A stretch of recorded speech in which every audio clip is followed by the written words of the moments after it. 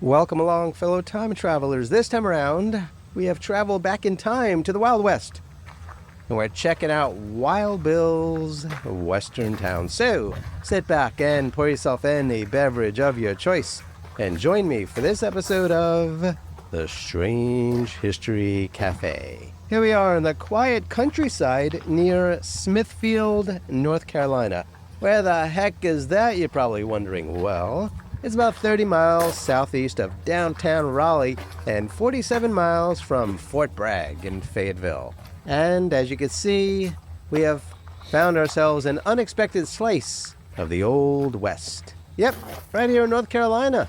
I was driving through and I found out about this place and I thought, I gotta check that out. It's known as Shadowhawk, or Wild Bill's Western Town. It's a detailed, life-size replica frontier settlement, and it was the passion project of William Drake. His friends called him Wild Bill. He was a character actor who sorta traded Hollywood sound stages for hands-on carpentry in his own backyard. That's right, this is his backyard. Guess he lived in the house up by the road, which I'm not going to show. But anyway, it began as a personal dream, and it became a distinctive roadside attraction. It offers visitors a tangible connection to classic Western cinema while highlighting Smithfield's own ties to Hollywood. So why in the world did he build it here, you might be wondering? Well, he was born here in the county way back in 1939, and he spent more than 3 decades in Hollywood as a working character actor specialized in Westerns. He appeared in episodes of iconic TV series such as Gunsmoke and Bonanza, along with a heck of a lot of films, and he usually played gamblers and gunslingers and sheriffs and assorted frontier types. One of his favorite roles, they say, was as the marshal in the comedy How the West Was Lost. Did you see that? Now look, he was never a leading man, but he embodied the reliable bit player tradition that populated the golden age of Western television and movies. After he retired, he returned to North Carolina, and beginning around 1996 or 1997, they said, he devoted weekends and years of labor to constructing Shadowhawk, largely by hand. And as you can see, the town grew.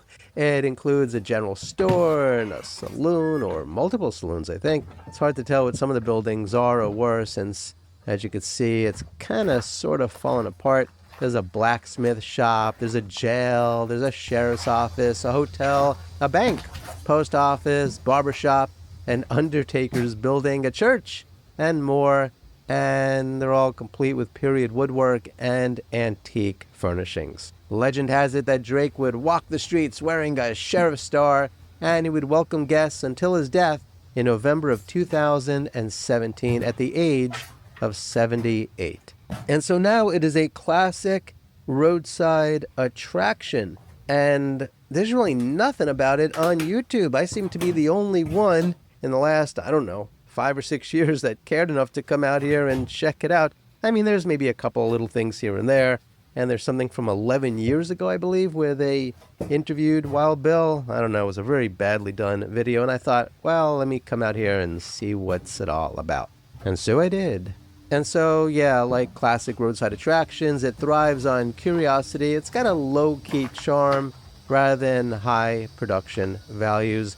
It's not open all the time. It's limited, I think, weekdays and Saturday afternoons, and you can get free admission, but they do request donations for upkeep, which you should do. Now you might be thinking to yourself, what in the world is the purpose of it? Well, they host barbecues, they have VFW gatherings, they'll have weddings down by the church, you got photo shoots, and even some low-budget films, including, of course, westerns, and even a zombie western I heard about. So that must have been pretty cool.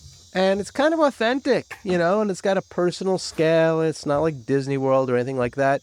Now, looking ahead, the town's future depends on ongoing preservation. And as you can see, weather and time have taken their toll, and Drake's widow, along with some supporters, have led restoration efforts. prioritizing structures like the church and the general store. But they got some needs, don't you know, and so they could use some materials and some skilled volunteers and some donations. Now, once upon a time, before YouTube got flooded with grifters, my videos used to get a lot more views. For those of you who have been around here for a long time, you know that was the truth. Up until January of 2026, when, who knows, the algorithm just is killing a lot of channels. But once upon a time, even last year at this time, I probably could have gotten a heck of a lot of people together to see about meeting here and maybe even restoring an awesome place like this. In fact, I would still like to try to do that. So if you are in North Carolina or Virginia or South Carolina, or maybe even just a day's drive away, and you have any kind of carpentry or design skills, or you just want to volunteer to help get this place in tip-top shape for the benefit of helping out the current owners, increasing tourism to this area, creating educational opportunities for kids, and just doing something kind of fun and interesting, send me an email. If there is interest, I will pass it on to the current owners.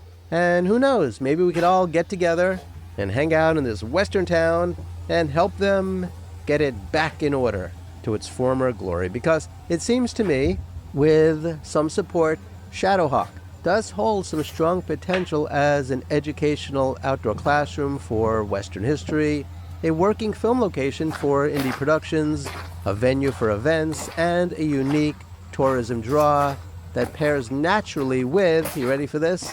The Ava Gardner Museum. Yes, you heard me right. Smithfield itself carries a notable Hollywood connection through screen legend Ava Gardner. Why? How? Well, she was born in 1922 in nearby Grabtown. Yeah, it's called Grabtown. I don't know why. But as you know, she rose from rural North Carolina roots, or maybe you don't know that, and she became one of the most glamorous stars in mid-20th century cinema. It went out with quite a number of men, don't you know? In fact, you can go to the Ava Gardner Museum in downtown Smithfield, which preserves her legacy with costumes and photographs and personal artifacts.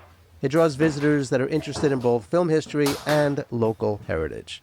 And so Shadowhawk complements this cinematic thread by offering an immersive, homegrown counterpart, an accessible Old West experience just a short drive from the museum. And so in an era when many authentic roadside oddities fade, this labor of love stands a real chance of enduring as a living tribute to one man's vision and the enduring appeal of the American frontier. So, what do you think of Shadowhawk? If you're rolling in dough, would you like to have your very own western town in your backyard? And if so, would you put anybody in your family in jail? Please share your thoughts in the comments below. Remember to join me over on Patreon so you can see all of my documentaries and videos and podcasts, social media, sponsors, and more. And you can also see where to buy my books about the Dakota, Friar Park, Tittenhurst Park, the Ansonia, and more. Please remember to check out my sponsor, campfireshop.com, for all natural supplements, soy candles, awesome teas, and more.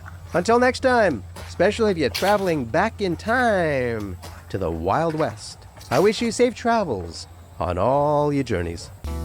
Are you having trouble falling asleep or relaxing? Are you looking for all natural supplements to help manage your blood pressure, glucose, or cholesterol? Are you dealing with prostate and other issues? If so, then kindly check out the all-natural supplements at campfireshop.com. They are formulated from ancient remedies. They also have handcrafted soy candles and premium teas. Ordering via the link below helps support my research and productions.